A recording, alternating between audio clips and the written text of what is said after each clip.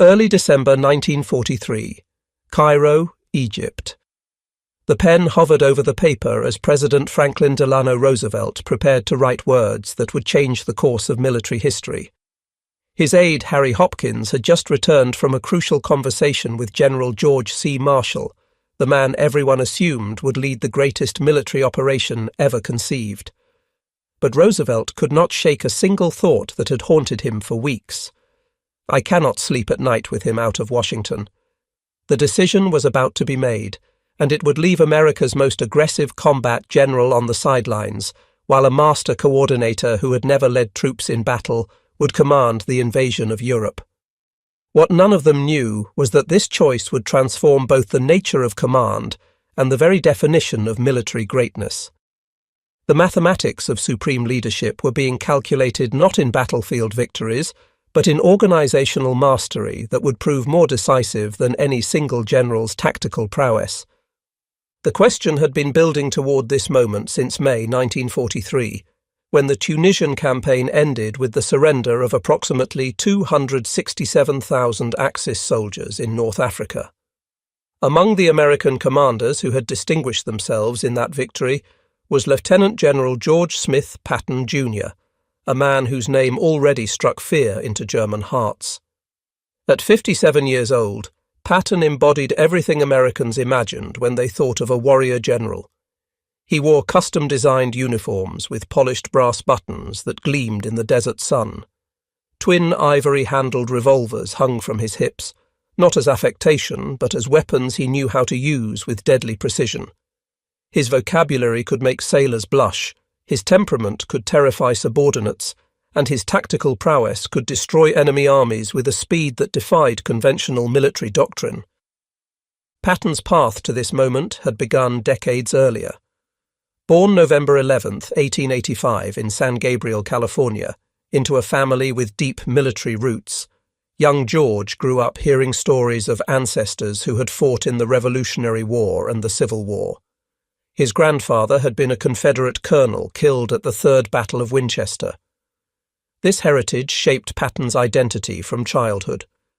He struggled with dyslexia, a condition unrecognized at the time, making academic work difficult. Yet he compensated with an iron will and obsessive determination. He attended the Virginia Military Institute for 1 year before entering West Point in 1904. Academic struggles forced him to repeat his first year, but he graduated on June 11, 1909, ranking 46th out of 103 cadets. Even then, his aggressive spirit and fierce competitiveness marked him as different from his peers. After graduation, Patton's career took an unusual turn when he competed in the 1912 Stockholm Olympics as part of the modern pentathlon. He finished 5th overall despite a controversial pistol shooting score that many believed should have been higher. This experience with international competition reinforced his belief in personal excellence and his conviction that America needed warriors who could match any opponent in the world. His athletic prowess, combined with his social connections through marriage to Beatrice Ayer, daughter of a wealthy Massachusetts industrialist, gave him resources and opportunities that accelerated his career. Patton's first combat experience came in 1916 during the Pancho Villa expedition into Mexico. Serving as an aide to Brigadier General John J. Pershing, the young lieutenant led a motorized raid against Villa's forces that resulted in the deaths of 3 of Villa's men, including one of his captains. Patton personally shot 2 men with his ivory-handled revolvers, then strapped their bodies to the hoods of his vehicles and drove back to headquarters. This action, brutal and dramatic, brought him national attention as newspapers called him the first American officer to use motorized vehicles in combat. More importantly, it cemented his relationship with Pershing, who would become his mentor and protector for decades. When America entered World War I in 1917, Patton accompanied Pershing to France. There he found his true calling, armoured warfare. The tank was a new weapon, primitive and unreliable, but Patton immediately grasped its potential. He established the United States Tank School at Langres, France, personally writing the training doctrine and operational procedures. He studied French tank tactics, interviewed British tank commanders, and developed American methods that emphasized speed and aggressive action. In September 1918, Patton led the newly formed Tank Corps into combat during the Meuse-Argonne offensive. He was wounded by machine gun fire while leading his tanks forward on foot, an injury that earned him the Distinguished Service Cross and established his reputation for personal bravery under fire. After the war, Patton became one of the American Army's leading advocates for mechanized warfare. Throughout the 1920s and 1930s, he published articles, conducted experiments, and argued relentlessly that future wars would be won by fast-moving armored forces. He collaborated with Major Dwight Eisenhower, whom he had met in 1919, on tank development and doctrine. The two men, despite their different personalities, shared a vision of mechanized warfare that Army leadership found too expensive and too radical. Budget constraints and conservative thinking kept the tank relegated to infantry support roles, but Patton never stopped pushing for change. He designed the M1913 cavalry sabre, known as the Patton sabre, and wrote extensively on cavalry tactics, always seeking ways to maintain offensive mobility in modern warfare.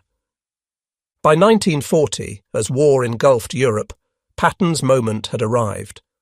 Promoted to Brigadier General in October 1940, he took command of an armoured brigade and began training troops in the aggressive tactics he had spent 2 decades developing. He established the Desert Training Center in California's Mojave Desert, creating a vast facility where American forces learned to fight in conditions similar to North Africa. His training methods were harsh, his standards impossibly high, but soldiers who survived his regimen became some of the Army's most effective combat units. When Operation Torch was launched in November 1942, Patton commanded the Western Task Force, landing 35,000 men on the beaches of Morocco in the first major American offensive against Axis forces. The Morocco landings showcased Patton's abilities.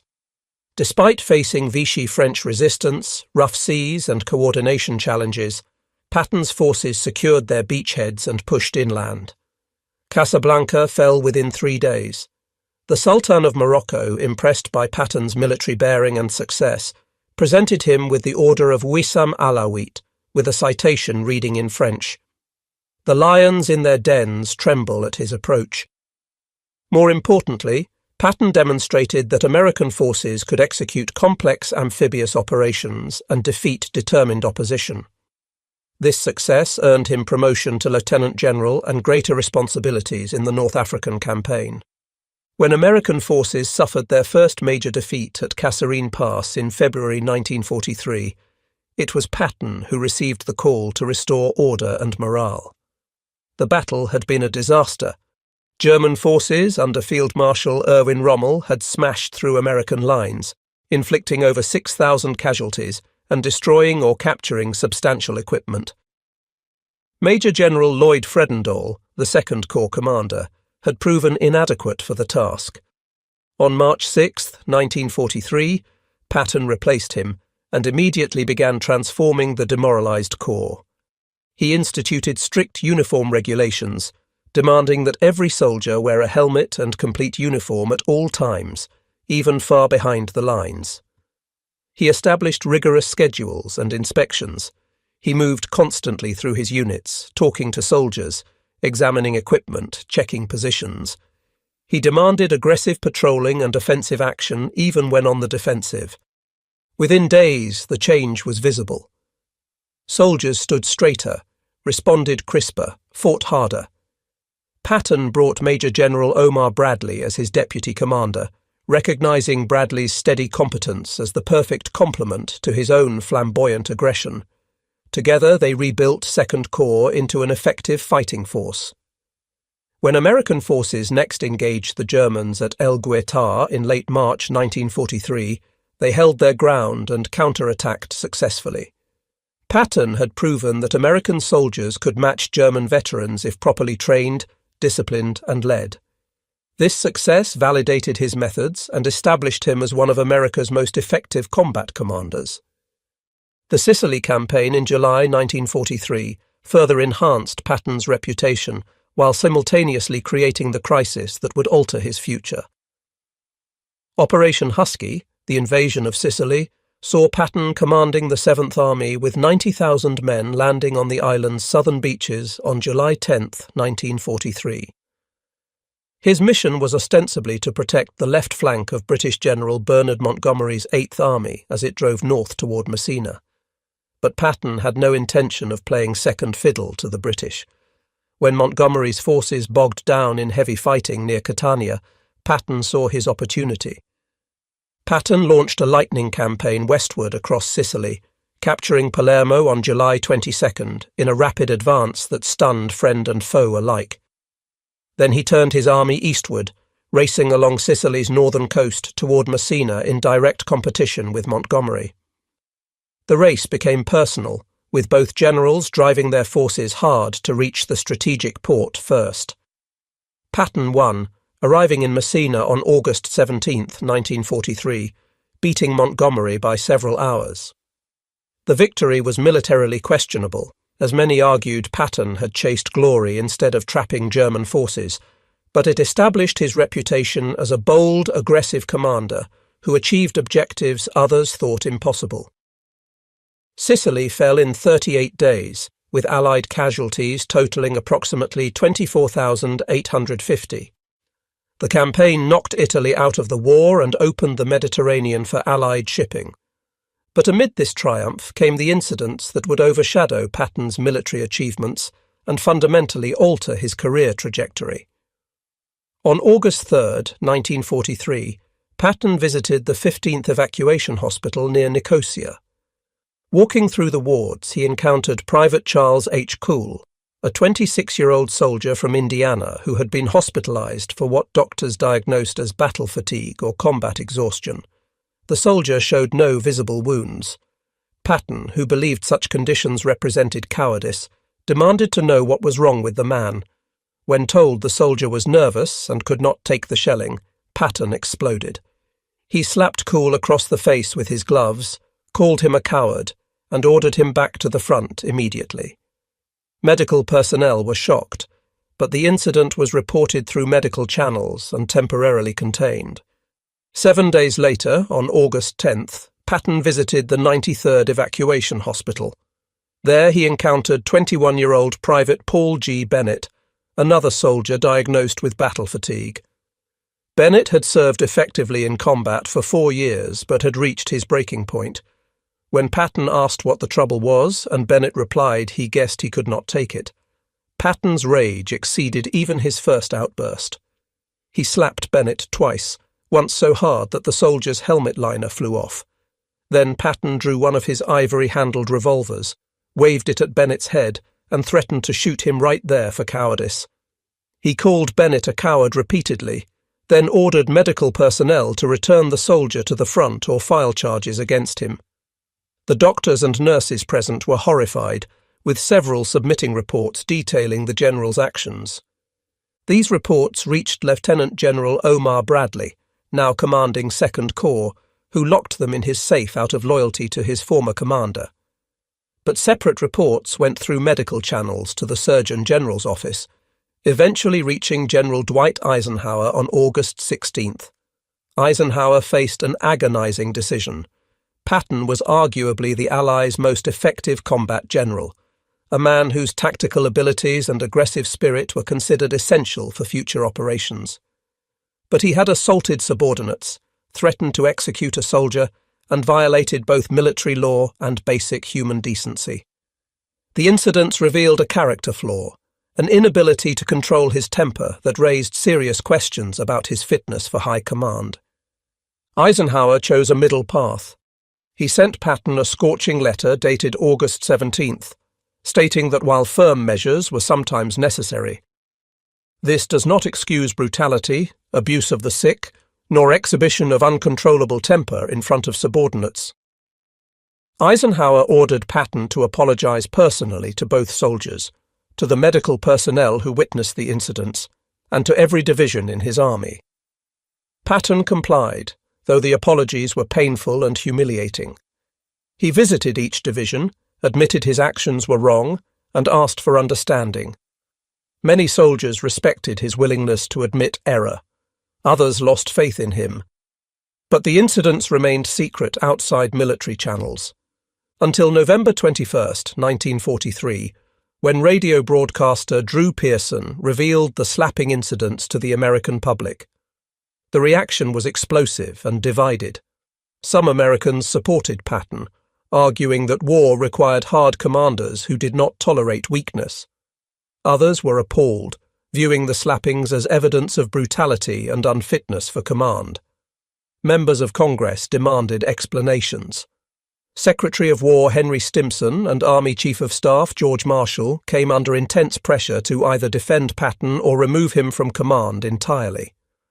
The controversy raged just as the most important command decision of the war was being made.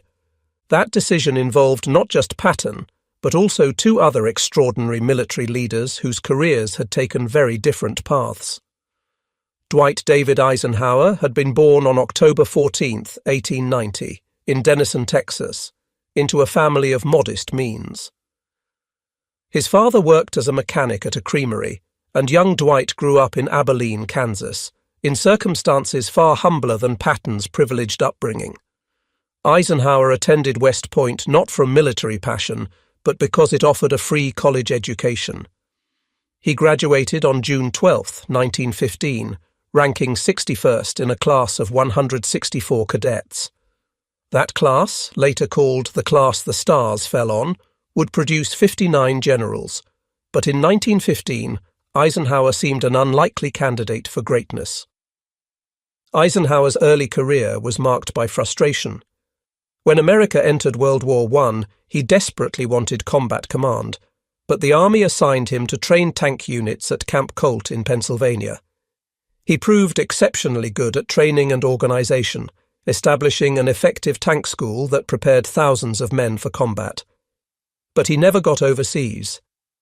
The war ended before he could deploy, leaving him feeling he had missed the defining experience of his generation. After the war, he reverted to his permanent rank of captain, then was promoted to major, but advancement seemed glacially slow.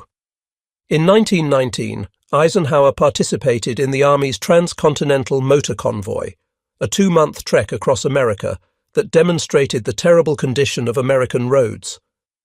This experience, combined with his tank training, convinced him that future wars would require mobile mechanized forces and good infrastructure. He met Major George Patton that same year at Fort Meade, Maryland, where both men were assigned to tank units. Despite their vastly different personalities and backgrounds, they became friends and collaborators. They spent hours discussing tank tactics, experimenting with equipment, and writing articles advocating for armoured warfare. Their superiors, however, remained committed to traditional doctrine, and both men faced criticism for their radical ideas. Throughout the 1920s and 1930s, Eisenhower's career progressed through a series of staff assignments that showcased his organizational abilities while keeping him far from combat commands. He attended the Command and General Staff School at Fort Leavenworth, graduating first in his class of 275 officers in 1926. This academic success brought him to the attention of senior officers who valued staff work and strategic thinking. He served as a speechwriter and aide to General John J. Pershing, helping the aging general write his memoirs. He worked under Brigadier General Fox Connor in Panama, where Connor became his mentor and shaped his understanding of coalition warfare and military history. Connor told Eisenhower that another world war was inevitable, and that when it came, America would fight as part of an alliance, probably alongside Britain and France. In 1933, Eisenhower became an aide to General Douglas MacArthur, then Army Chief of Staff. The relationship was difficult. MacArthur was imperious, brilliant, and convinced of his own genius. Eisenhower, more modest and practical, often found himself smoothing over conflicts MacArthur created with Congress and the Roosevelt administration.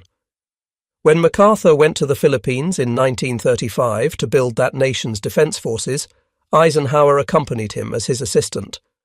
The 6 years in the Philippines, from 1935 to 1939, were frustrating professionally but educational. Eisenhower learned diplomacy, navigating the complex relationships between American military advisors, Filipino politicians, and MacArthur's enormous ego. He learned that military operations required political support, that coalition warfare demanded compromise, and that patience and tact often achieved more than confrontation. When Eisenhower returned to the United States in 1939, war had already begun in Europe. His career accelerated rapidly as the Army desperately needed experienced staff officers to manage expansion and mobilization. He impressed everyone with his organizational abilities, his clear thinking, and his capacity for sustained hard work. In 1941, he participated in large-scale military exercises in Louisiana that showcased the Army's growing mechanized capabilities. His performance caught the attention of General George C. Marshall, the Army Chief of Staff, who was building a network of talented officers to manage the coming war. When Japan attacked Pearl Harbor on December 7, 1941, Marshall summoned Eisenhower to Washington and assigned him to the War Plans Division. Eisenhower's first assignment was to develop a strategy for the Pacific Theater. He worked exhausting hours, often sleeping in his office, producing clear, practical plans that impressed Marshall. In February 1942, Marshall promoted Eisenhower to head the War Plans Division, making him responsible for strategic planning across all theaters. Eisenhower advocated for a Europe-first strategy, arguing that Germany posed the greatest threat and that defeating Hitler must be the Allies' priority. His clarity of thought and his ability to see the big picture while managing countless details made him indispensable to Marshall. In June 1942, Marshall sent Eisenhower to London as Commanding General of the European Theatre of Operations.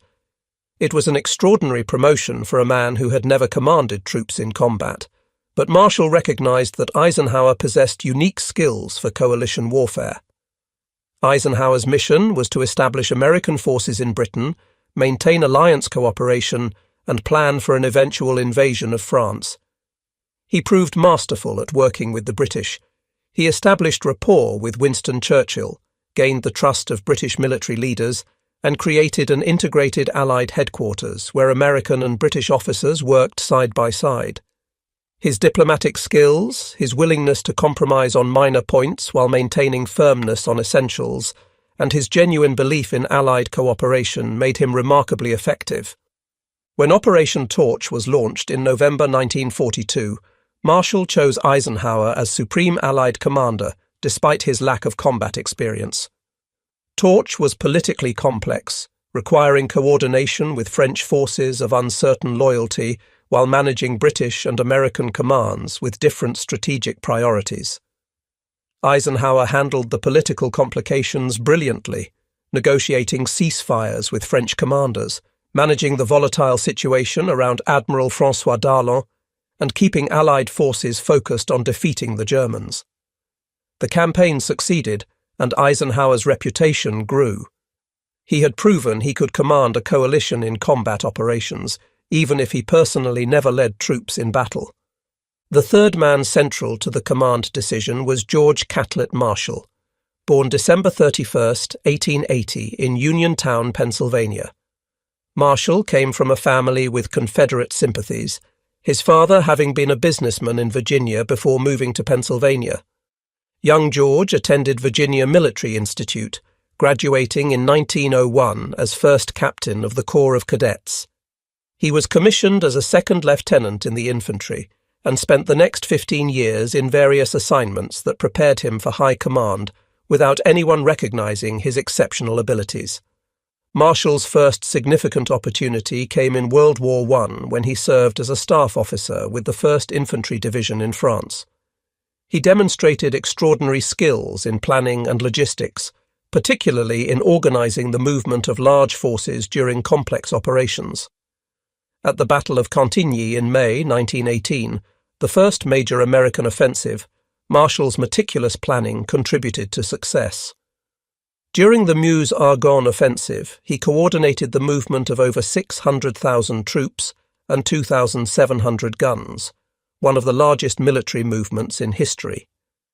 General John J. Pershing recognized Marshall's abilities and kept him close as operations officer, giving him responsibilities far beyond his rank.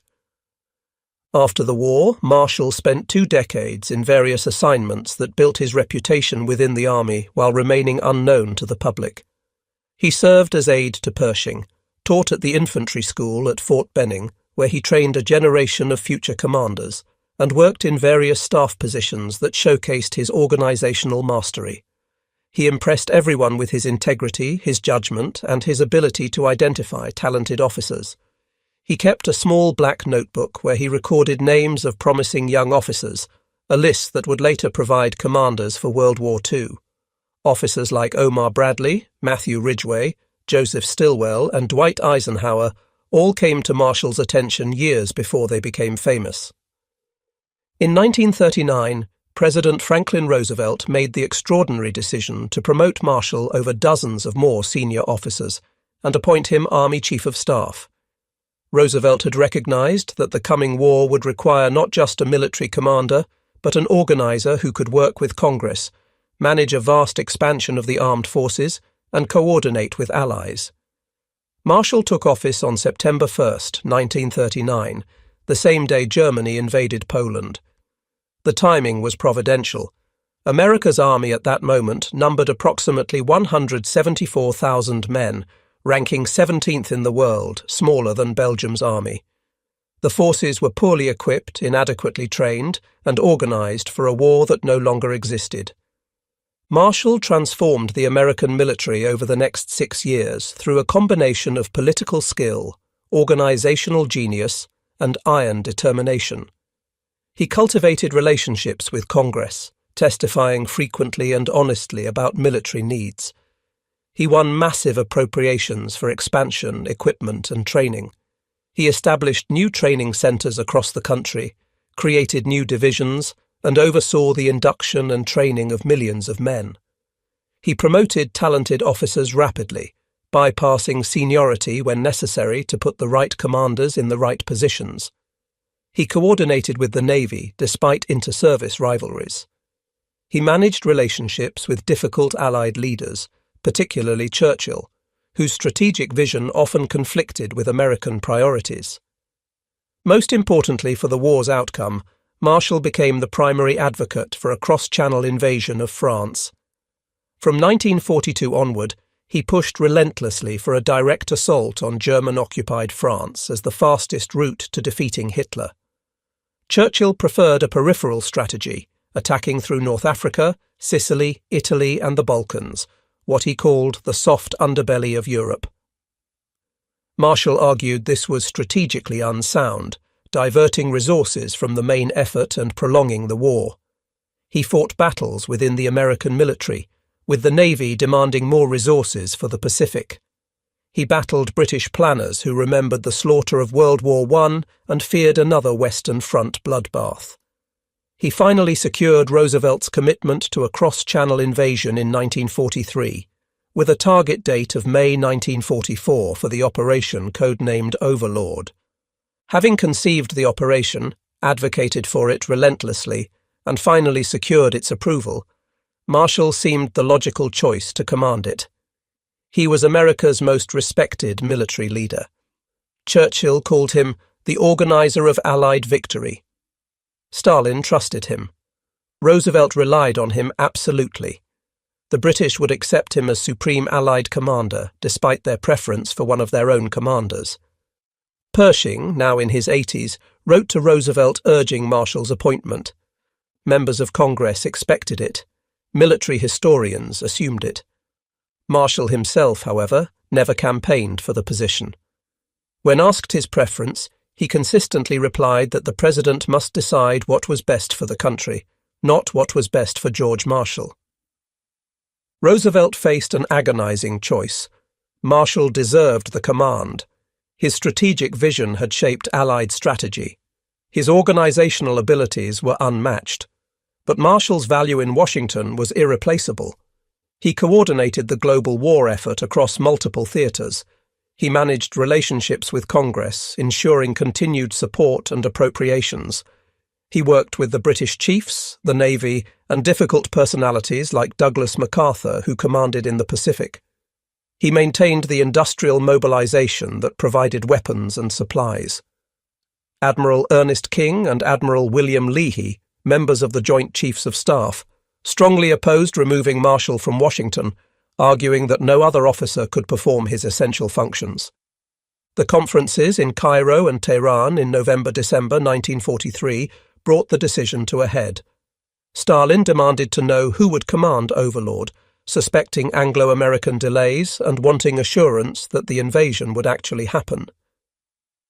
Churchill supported Marshall, but privately worried about losing such an effective coalition manager.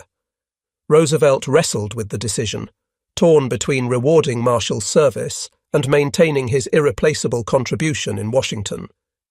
He sent Harry Hopkins to Marshall in Cairo during the first week of December to gauge his preference. Marshall refused to state one, saying only that he would support whatever decision Roosevelt made wholeheartedly. Roosevelt then invited Marshall to a private meeting on December 5, 1943.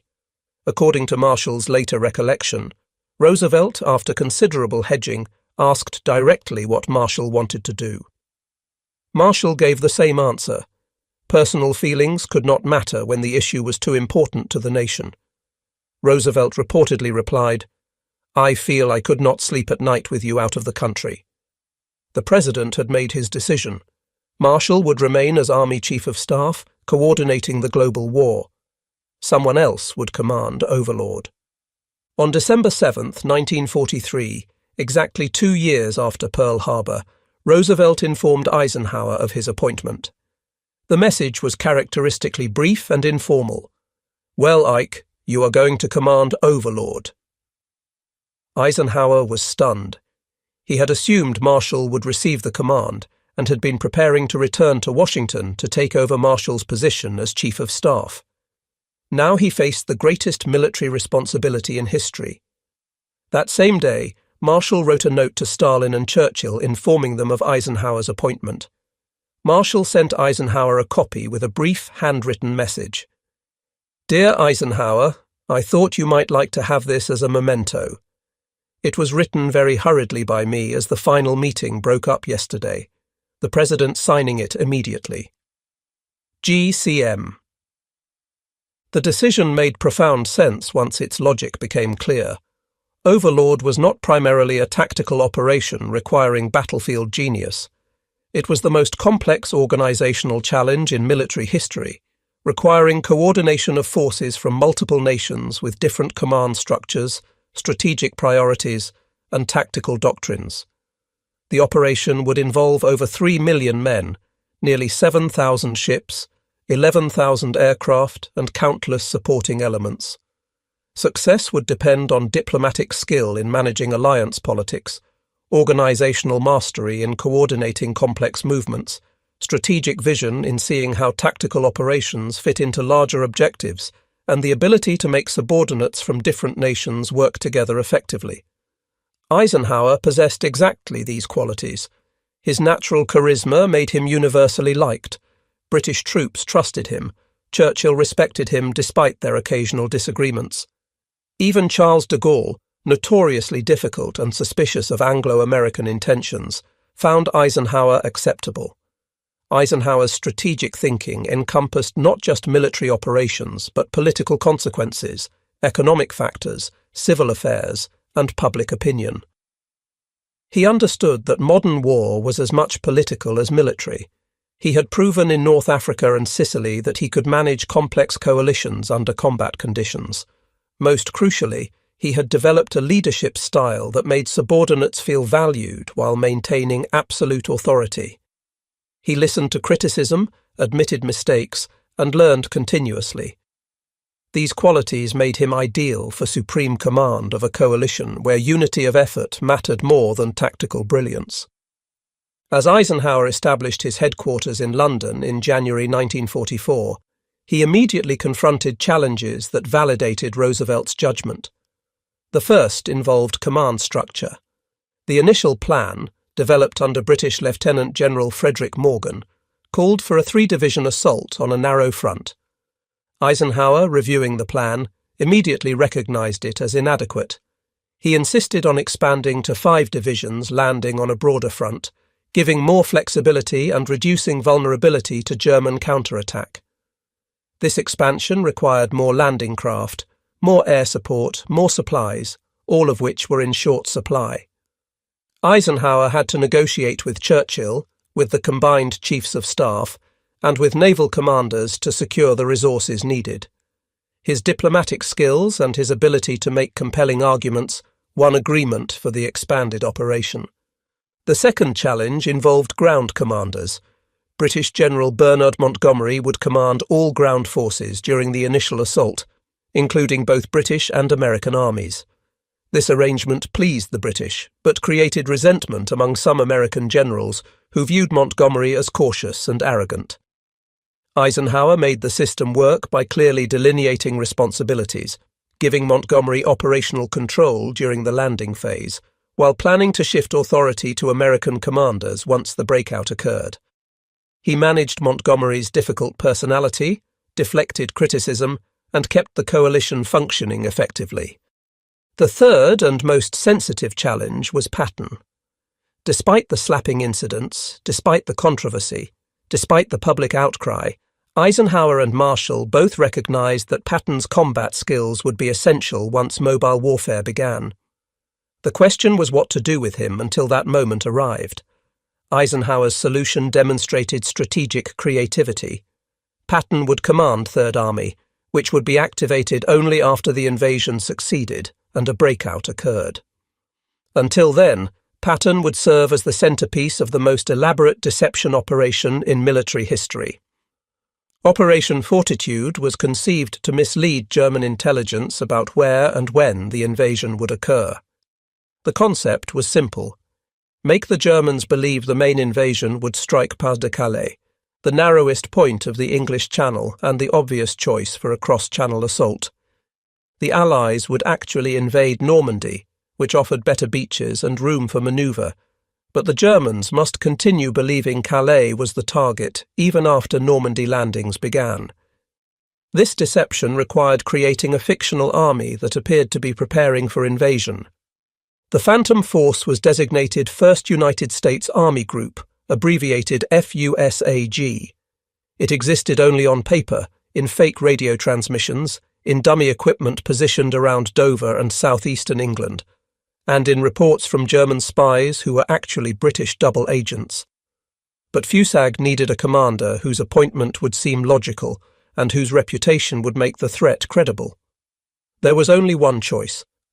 Patton, sidelined by controversy but recognized by Germans as the Allies' most dangerous combat commander, became FUSAG's commander in early 1944. The Germans accepted this completely. Their intelligence services, the Abwehr and the SD, devoted enormous resources to tracking FUSAG. They photographed dummy landing craft built from scaffolding tubes and canvas. They intercepted radio transmissions from mobile units simulating 11 non-existent divisions. They received reports from agents who were actually under British control through the double-cross system. Most convincingly, they saw Patton touring installations, giving speeches, meeting with subordinate commanders. Every bit of intelligence confirmed that Patton commanded a massive force preparing to strike Calais. German commanders believed the deception because it made strategic sense. Calais offered the shortest sea crossing, only 20 miles compared to Normandy's 100 miles. Calais provided the most direct route to Germany and the vital Ruhr industrial region. Most importantly, they knew Patton was the Allies' best tactical commander.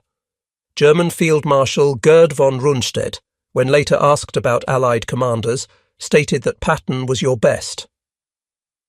Erwin Rommel had studied Patton's tactics in North Africa. Hitler reportedly called him that crazy cowboy general, a mixture of dismissal and grudging respect. German logic dictated that the Allies would use their best combat commander for the main invasion, not a secondary operation. Therefore, wherever Patton was, the main invasion would come. The deception included one particularly audacious element. General Hans Kramer, who had commanded a panzer division in North Africa before capture in May 1943, was being repatriated due to poor health. Before his departure in May 1944, British intelligence arranged for him to dine with Patton. Throughout the evening, Patton, presented as FUSAG commander, mentioned Calais and invasion preparations. Afterward, Kramer was driven through southern England, passing enormous troop concentrations. Road signs indicated he was in southeastern England near Dover. In reality, he was in southwestern England seeing actual Overlord preparations, but the deception was perfect. When Kramer reached neutral Sweden and reported to German intelligence, he confirmed everything the Germans already believed. Patton commanded a huge force preparing to invade at Calais. While Patton played his role as decoy, Eisenhower worked exhausting days preparing the actual invasion. He moved his operational headquarters to Telegraph Cottage outside London, where he could focus without constant interruptions. He personally visited every division scheduled to participate in the assault, speaking to soldiers, projecting confidence, building trust.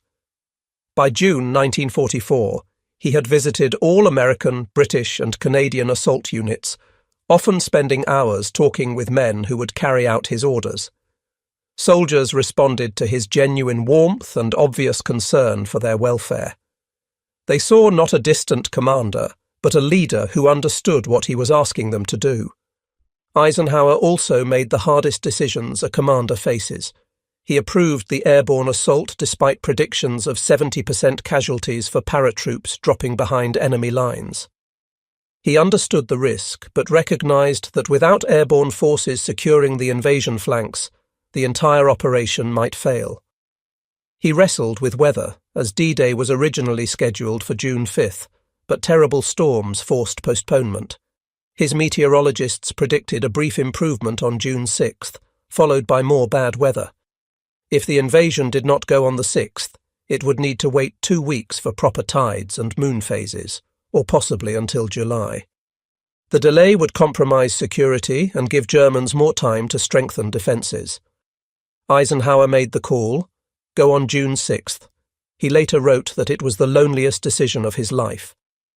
On the evening of June 5th, as troops loaded onto ships and aircraft prepared for takeoff, Eisenhower visited the 101st Airborne Division at their airfield near Newbury.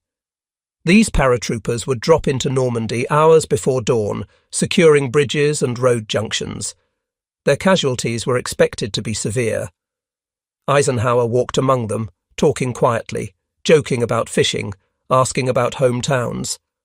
A photographer captured an iconic image. Eisenhower speaking with Lieutenant Wallace Strobel, whose face showed the tension all soldiers felt. After the visit, Eisenhower returned to headquarters and wrote a message accepting full responsibility if the invasion failed. He carried it in his pocket, ready to release it if needed. The message read, "Our landings have failed and I have withdrawn the troops. My decision to attack at this time and place was based upon the best information available. The troops, the air and the navy did all that bravery and devotion to duty could do. If any blame or fault attaches to the attempt, it is mine alone."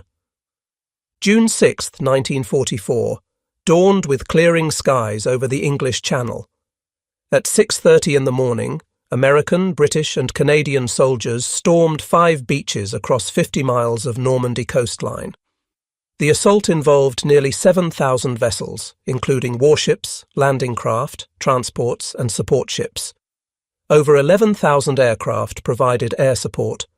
By day's end, approximately 156,000 Allied soldiers had landed in France.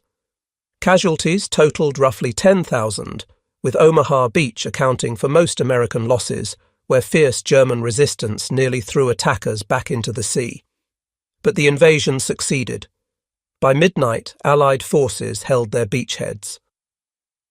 The liberation of Western Europe had begun.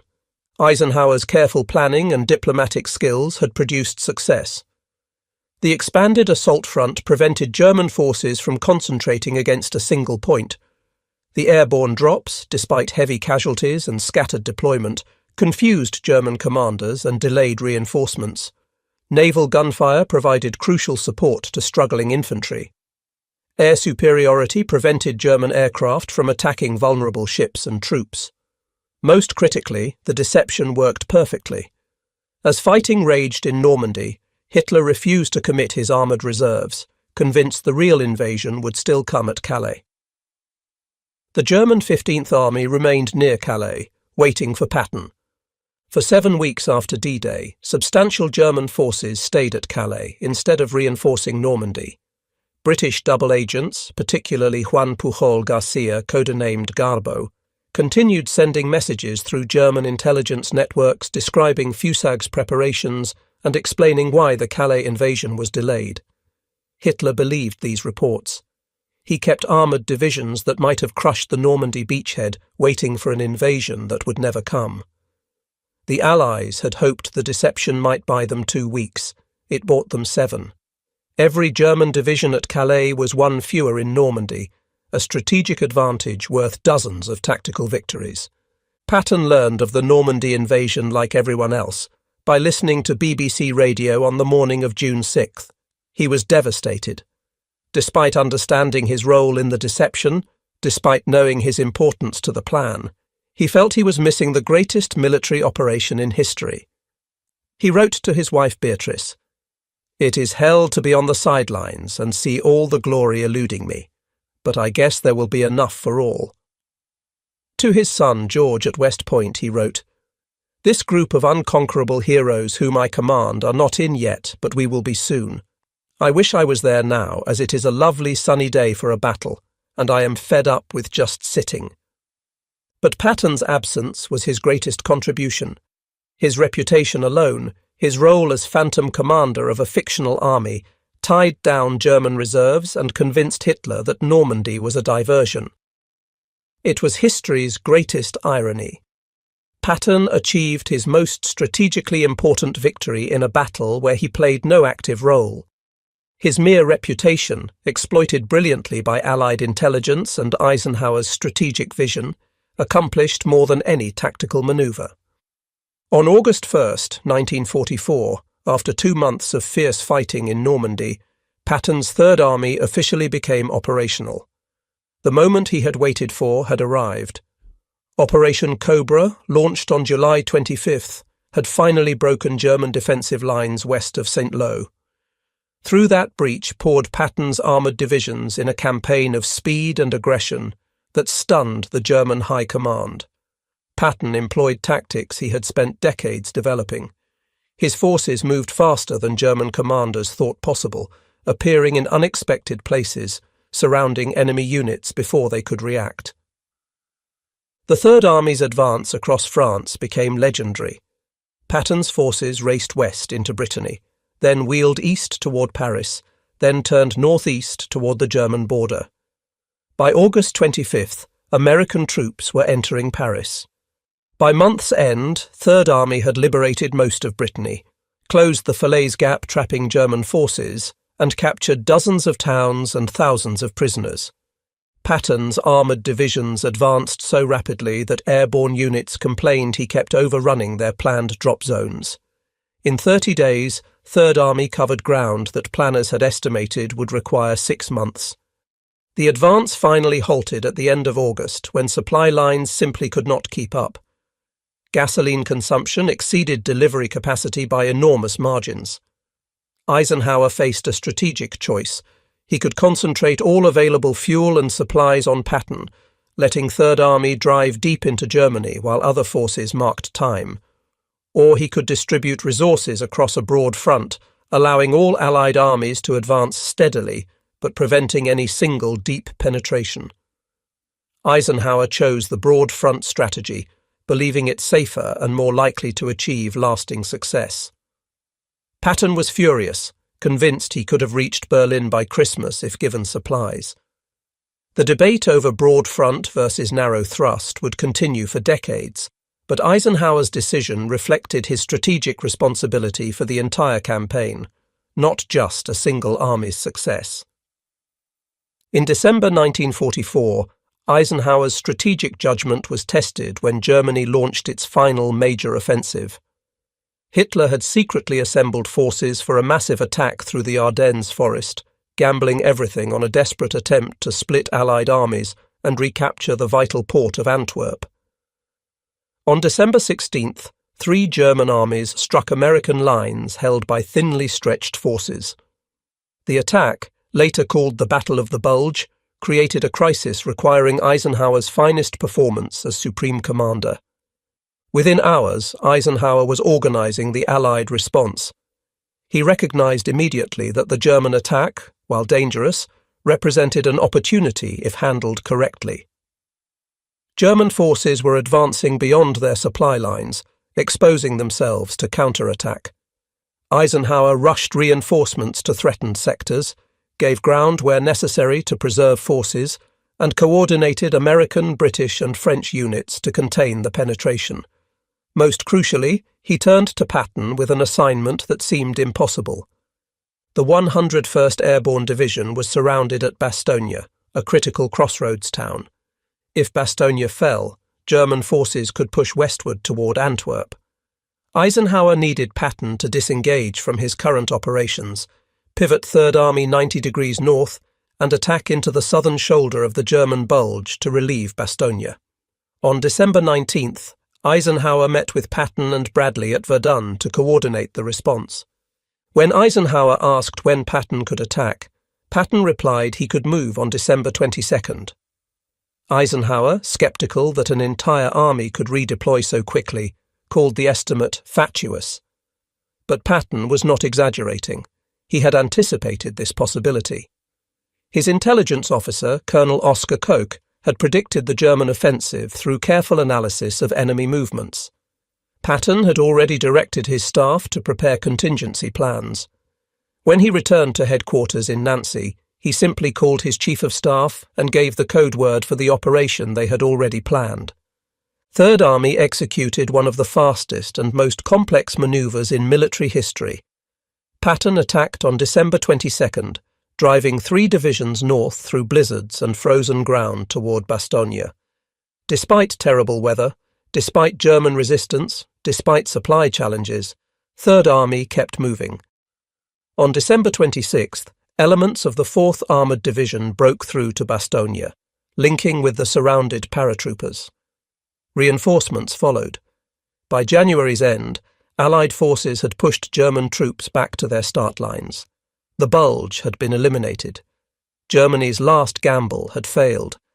The Battle of the Bulge showcased the perfect combination of Eisenhower's strategic coordination and Patton's tactical execution. Eisenhower organized the entire Allied response, allocated resources, made strategic decisions about where to defend and where to counterattack. Patton provided aggressive tactical leadership, accomplishing what others thought impossible. Together they formed an unbeatable team, each contributing essential elements to victory. By March 1945, Allied forces were crossing the Rhine and driving into Germany. On March 1st, Third Army captured Trier, prompting a famous exchange. When Eisenhower's headquarters sent a message suggesting Patton bypass Trier, because capturing it would require 4 divisions, Patton replied, "Have taken Trier with 2 divisions. Do you want me to give it back?" The message typified Patton's aggressive confidence and his willingness to achieve objectives others considered too difficult. From March through May, Third Army raced across Germany. They liberated the Ohrdruf concentration camp, the first camp liberated by American forces. Patton forced local German civilians to tour the camp and witness Nazi atrocities. His forces captured vast numbers of prisoners, linked with Soviet forces advancing from the east, and penetrated deep into Czechoslovakia before orders halted their advance. When Germany surrendered on May 8, 1945, Third Army had compiled an extraordinary combat record. From August 1, 1944 to May 8, 1945, Patton's forces had liberated or conquered approximately 81,500 square miles of territory across France, Luxembourg, Belgium, Germany, Austria, and Czechoslovakia. They had captured roughly 1.28 million prisoners and inflicted an estimated 500,000 casualties on German forces. Third Army's own casualties, while significant, were lower proportionally than other Allied armies, validating Patton's philosophy that aggressive offence saved lives by destroying enemy forces before they could organise effective resistance. Yet it was Eisenhower's leadership that made all of this possible. His organisational mastery planned and executed the invasion. His diplomatic skills held the fractious coalition together through countless crises. His strategic vision guided operations from Normandy to the Elbe River. His ability to manage difficult personalities, from Montgomery's arrogance to de Gaulle's prickly nationalism to Patton's impulsiveness, prevented conflicts that might have crippled the alliance.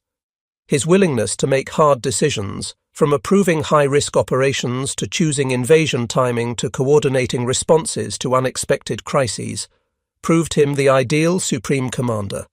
The question of why America's best combat general was sidelined from leading D-Day had been answered through the operation's very nature.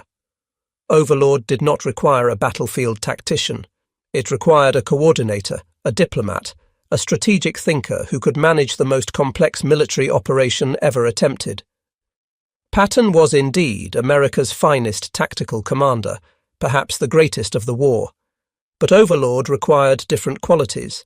It needed someone who could orchestrate coalition warfare, balance competing national interests, think strategically about operations spanning continents, and maintain trust across governments and military services. Eisenhower possessed these qualities in abundance. Patton did not. The slapping incidents, far from being unfortunate but minor mistakes, revealed character flaws that made Patton unsuitable for supreme command. His inability to control his temper, his tendency toward impulsive decisions, his lack of political awareness, these traits might be acceptable in a corps or army commander, but were disqualifying for a supreme commander navigating diplomatic complexities and maintaining political support at the highest levels. Roosevelt's choice of Eisenhower over Marshall demonstrated even greater wisdom. Marshall would have been an excellent supreme commander. His organizational skills were unmatched. His strategic vision was profound. His reputation was impeccable. But Marshall's true value lay in Washington, where he coordinated the global war effort, managed congressional relations, balanced multiple theaters, and maintained the political and logistical support that made victories possible. Removing Marshall to send him to Europe would have solved one problem while creating another. Eisenhower in Europe and Marshall in Washington proved the optimal combination. And Patton, despite being sidelined from Supreme Command and from D-Day itself, found his ideal role. His tactical genius and aggressive spirit were exactly what mobile warfare required once the invasion succeeded. Third Army's performance vindicated every claim about Patton's abilities. He was indeed America's greatest combat commander, the general whose name struck terror into German hearts. But he served under Eisenhower, executing a strategic vision developed by both Eisenhower and Marshall, playing his part in a comprehensive plan that required different skills at different levels. The legacy of this command decision extended far beyond World War II. Eisenhower's success established new principles for modern military leadership. He proved that contemporary warfare requires not just tactical brilliance, but organizational excellence, political awareness, diplomatic finesse, and strategic vision.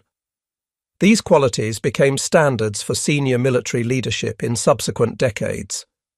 The American military's emphasis on joint operations, coalition warfare, and strategic thinking over purely tactical prowess can be traced directly to lessons learned from Eisenhower's success. Eisenhower leveraged his military reputation into political success, serving as President of the United States from 1953 to 1961. His presidency reflected the same qualities that made him an effective supreme commander: organizational competence, strategic thinking, coalition building, and to navigate complex situations without losing sight of larger objectives. He ended the Korean War, managed Cold War tensions without nuclear escalation, and established policies that guided American strategy for decades. His presidency demonstrated that skills required for supreme military command translated effectively to supreme civilian leadership. Patton never had that opportunity. After Germany's surrender in May 1945, he became military governor of Bavaria. Within months, he created new controversy. His reluctance to aggressively pursue denazification, his statements suggesting former Nazi Party members could serve in administrative roles, and his suggestions that the Allies should immediately confront the Soviet Union brought criticism from Washington and the press. Eisenhower, sensitive to political pressures, removed Patton from Third Army Command in October 1945. On December 8, 1945, Patton was severely injured in a car accident near Mannheim, Germany. His staff car collided with an American truck, and Patton suffered a broken neck that left him paralyzed from the neck down. He was taken to Heidelberg Hospital, where doctors could do nothing for his injuries. 12 days later, on December 21, 1945, Patton died from pulmonary edema and congestive heart failure. He was 60 years old. He was buried in the American Military Cemetery in Luxembourg, among the soldiers he had commanded. His grave is marked with a simple white cross identical to those of the men who served under him. Marshall continued in public service after the war, serving in roles of extraordinary responsibility. President Truman appointed him special envoy to China in 1945, attempting to mediate between nationalists and communists. The mission failed, but Marshall gained insights into Asian affairs that shaped American policy. In 1947, Truman appointed Marshall as Secretary of State. In that role, Marshall proposed the European Recovery Program in a speech at Harvard University on June 5, 1947. The program, quickly named the Marshall Plan, provided massive American aid to rebuild Western Europe's devastated economy. Over 4 years, the United States provided over $12 billion in assistance, helping 16 European nations recover from war's destruction. The Marshall Plan prevented economic collapse, created prosperity that undercut communist appeal, and established American leadership in the post-war world. It was arguably as important to winning the peace as Overlord had been to winning the war. Marshall served briefly as Secretary of Defense during the Korean War, then retired in 1951. In 1953, he was awarded the Nobel Peace Prize for the Marshall Plan, becoming the only professional soldier ever to receive that honor. He died on October 16, 1959, at age 78, at Walter Reed Army Medical Center in Washington. He was buried at Arlington National Cemetery with full military honors. President Truman attended the funeral and later said Marshall was the greatest living American. The relationship between these three extraordinary leaders, Eisenhower, Marshall, and Patton, defined Allied victory in World War II. Each contributed essential elements that complemented the others. Marshall provided strategic framework and global coordination from Washington. Eisenhower provided organizational execution and coalition management in Europe. Patton provided tactical excellence and offensive capability at the army level. No single one could have achieved victory alone. Together, with each serving where his unique talents had maximum effect, they formed an unbeatable combination. Roosevelt's wisdom in recognizing what role each should play proved decisive. The decision to sideline America's best combat general from leading D-Day was correct by every measure. D-Day succeeded through flawless organizational execution, not tactical genius. The invasion required coordinating millions of details across multiple services and nations. It required diplomatic skill to manage coalition tensions. It required strategic vision to integrate the invasion into the broader war effort. It required patience to wait for ideal conditions and courage to proceed when conditions were merely adequate. These were Eisenhower's strengths. Patton's strengths emerged later, when breakthrough enabled mobile warfare where aggressive tactics determined outcomes. Using Patton as a deception before D-Day, and as a combat commander afterward, demonstrated perfect understanding of how to employ each general where his abilities would have maximum impact. The mathematics of Allied victory were calculated not in terms of who was the best fighter, but who was the best coordinator. Not who could win battles, but who could manage the complex enterprise of coalition warfare. Not who struck fear into enemy hearts, but who maintained trust among fractious allies. By these measures, Eisenhower was the only choice for supreme command. Patton was indispensable as a tactical commander. Marshall was indispensable as strategic coordinator. But for the specific challenge of planning and executing D-Day, then managing the campaign from Normandy to Berlin, Eisenhower possessed precisely the right combination of skills. In choosing Eisenhower over both Marshall and Patton, Roosevelt demonstrated strategic thinking that characterized his wartime leadership. He understood that military organizations, like all complex human enterprises, require different capabilities at different levels. Qualities making an outstanding company commander differ from those needed at division level.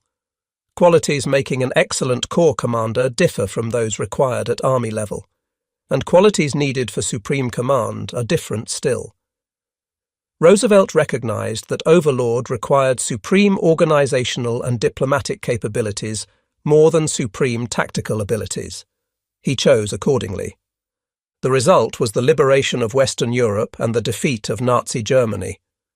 On June 6, 1944, when Allied soldiers stormed Normandy beaches, they did so under a command structure that perfectly matched capabilities to requirements. Eisenhower's organizational excellence had planned every detail.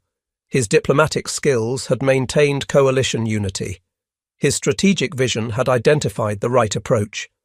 Marshall's support from Washington had provided resources and political backing. Patton, serving as a deception in England, had tied down German reserves through reputation alone. When Patton finally entered combat 2 months later, his tactical excellence exploited opportunities Eisenhower's planning had created. The greatest military operation in history succeeded because Roosevelt made the right command decision. America's best combat general was sidelined from D-Day not through any failing, but because the operation required different excellence. In choosing Eisenhower over Patton for supreme command, Roosevelt recognized that winning modern wars requires matching appropriate skills to specific challenges. Patton earned his glory in the breakout across France, in Baston's relief, in the drive through Germany. But D-Day belonged to Eisenhower, whose organizational mastery, diplomatic capability, and strategic vision enabled the 20th century's greatest military achievement.